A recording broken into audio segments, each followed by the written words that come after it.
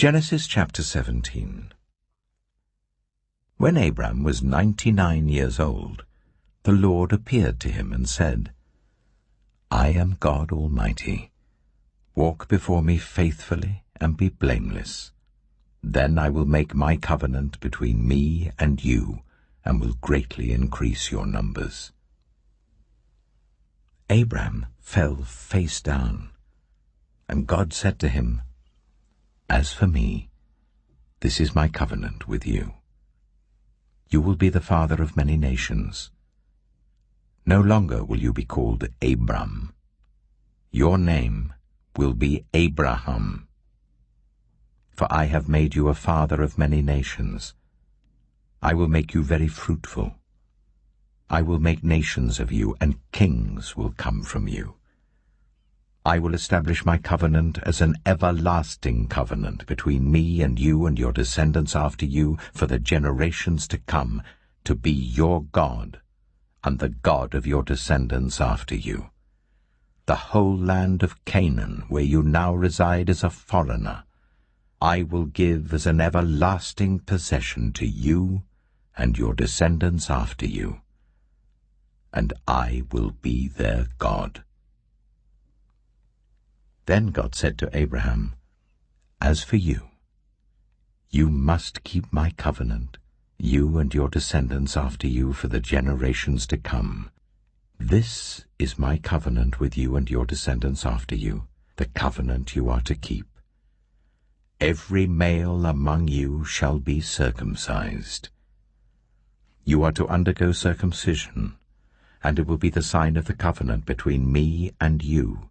For the generations to come, every male among you who is 8 days old must be circumcised, including those born in your household or bought with money from a foreigner. Those who are not your offspring, whether born in your household or bought with your money, they must be circumcised.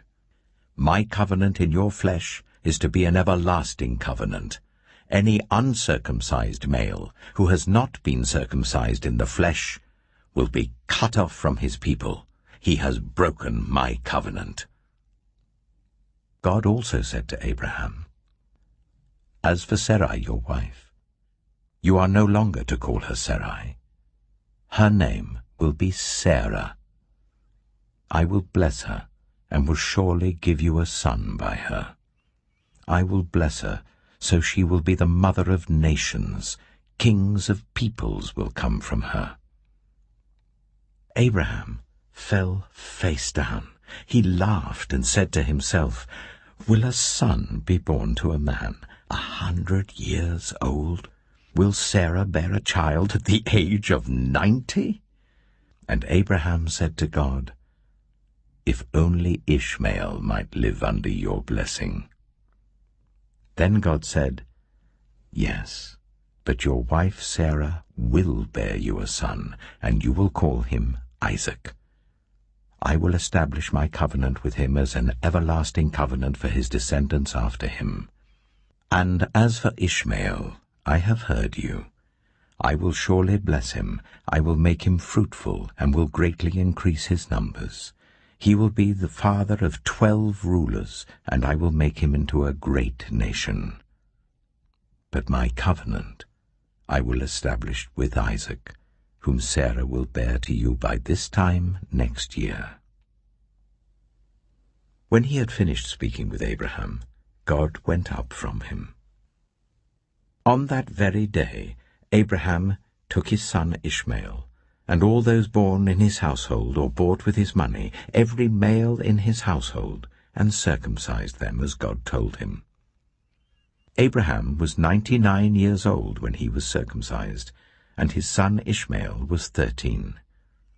Abraham and his son Ishmael were both circumcised on that very day, and every male in Abraham's household, including those born in his household or bought from a foreigner, was circumcised with him. Genesis chapter 18. The Lord appeared to Abraham near the great trees of Mamre, while he was sitting at the entrance to his tent in the heat of the day. Abraham looked up and saw 3 men standing nearby. When he saw them, he hurried from the entrance of his tent to meet them and bowed low to the ground. He said, "If I have found favor in your eyes, my lord, do not pass your servant by. Let a little water be brought, and then you may all wash your feet and rest under this tree. Let me get you something to eat, so you can be refreshed and then go on your way, now that you have come to your servant." "Very well," they answered. "Do as you say." So Abraham hurried into the tent to Sarah. "Quick," he said, "get 3 seahs of the finest flour and knead it and bake some bread." Then he ran to the herd and selected a choice, tender calf and gave it to a servant who hurried to prepare it. He then brought some curds and milk and the calf that had been prepared and set these before them. While they ate, he stood near them under a tree. "Where is your wife Sarah?" they asked him. "There in the tent," he said. Then one of them said, "I will surely return to you about this time next year, and Sarah your wife will have a son." Now Sarah was listening at the entrance to the tent, which was behind him. Abraham and Sarah were already very old, and Sarah was past the age of childbearing. So Sarah laughed to herself as she thought, "After I'm worn out and my Lord is old, will I now have this pleasure?" Then the Lord said to Abraham, "Why did Sarah laugh and say, 'Will I really have a child now that I am old?' Is anything too hard for the Lord?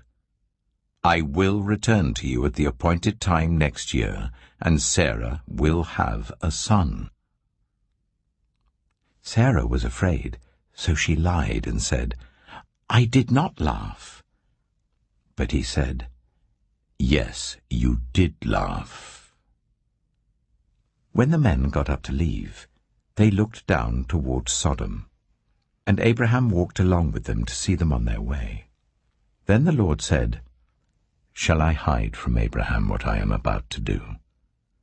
Abraham will surely become a great and powerful nation, and all nations on earth will be blessed through him, for I have chosen him so that he will direct his children and his household after him, to keep the way of the Lord by doing what is right and just, so that the Lord will bring about for Abraham what he has promised him."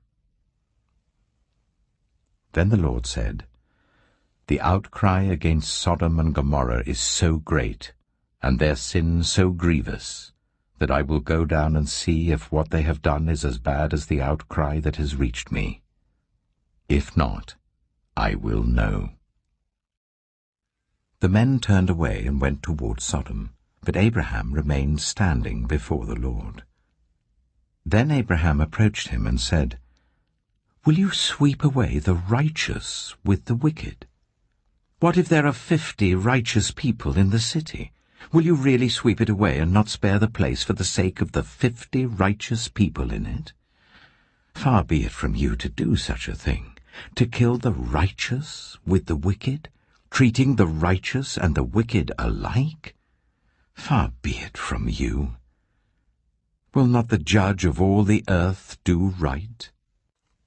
The Lord said, "If I find 50 righteous people in the city of Sodom, I will spare the whole place for their sake."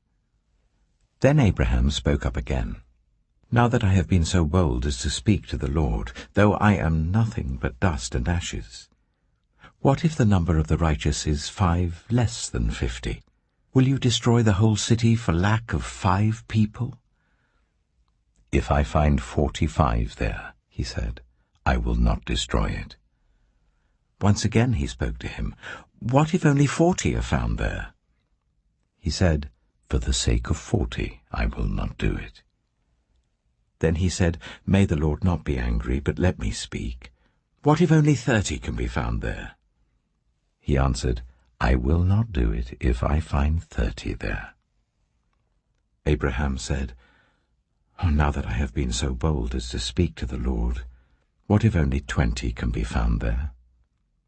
He said, For the sake of 20, I will not destroy it. Then he said, May the Lord not be angry, but let me speak just once more. What if only 10 can be found there? He answered, For the sake of 10, I will not destroy it. When the Lord had finished speaking with Abraham, he left, and Abraham returned home.